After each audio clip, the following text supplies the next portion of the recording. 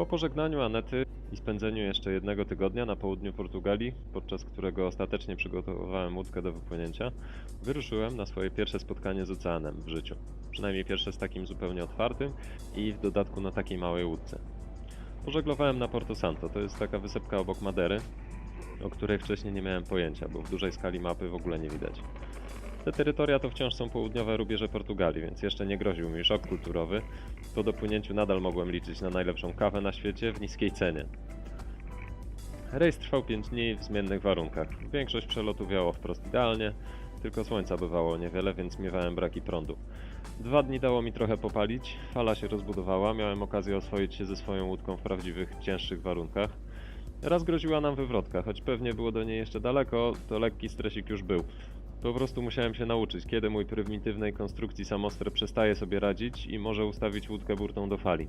Jeżeli trafimy na załamujący się grzywacz, tak jak wtedy, to siła rolująca takiej fali jest olbrzymia i łódka ma szansę fiknąć przez burtę, a to by dla mnie oznaczało zalanie kabiny i utratę mnóstwa cennych rzeczy, totalny chaos w zapasach i prawdopodobnie utratę części elektroniki. Ogólnie przyjmuje się, że do wywrócenia jachtu ustawionego burtą do fali wystarczy łamiąca się fala o wysokości szerokości kadłuba, czyli w moim przypadku 2,3 metra raptem, więc nie taka wcale ogromna. Tyle, że wysokie, okrągłe fale nie są zagrożeniem. Niebezpiecznie są te, które się załamują. A to też często występuje, kiedy wiatr siada i my już oczekujemy złagodzenia stanu morza, a wtedy właśnie może nas położyć. Musiałem się też podczas jednego z ładnych dni wspiąć na maszt, bo urwał mi się jeden z bloczków, po prostu linka sparciała od słońca. Nie miałem do tego profesjonalnej ławeczki bosmańskiej i muszę powiedzieć, że to była dość ekstremalna wspinaczka.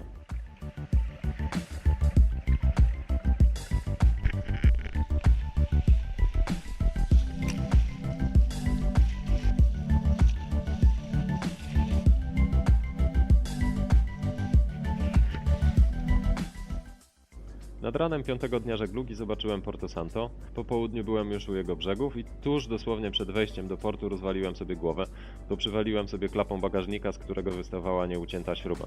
Także kolejna nauczka, że każdy detal na łódce musi być dopracowany, ale miałem świetnie wyposażoną apteczkę, więc od razu akcja, reanimacja, golenie włosów, szef samoprzelepny i do portu. Porto Santo. Wspominam je z sentymentem, bo muszę przyznać, że takiego nagromadzenia fajnych załóg z innych jachtów, jakie poznałem właśnie tam w jednym porcie, nie było już nigdzie do końca mojego rejsu. I dzięki tym ludziom właśnie wieczory i poranki na Porto Santo były iście magiczne. Między innymi świetnie wspominam występ na scenie w pewnym hotelu z takim obwoźnym cyrkiem, kabaretem pod nazwą Cine Circus. To była też zaprzyjaźniona załoga.